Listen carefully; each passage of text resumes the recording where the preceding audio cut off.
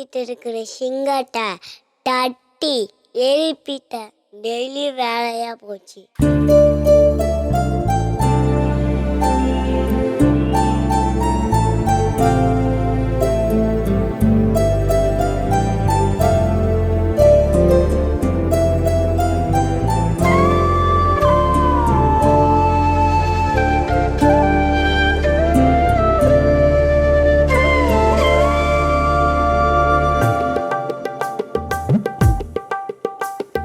கரும்பு காட்டுக்குள்ள கொஞ்சம் குறும்பு பண்ணும் மச்சான்.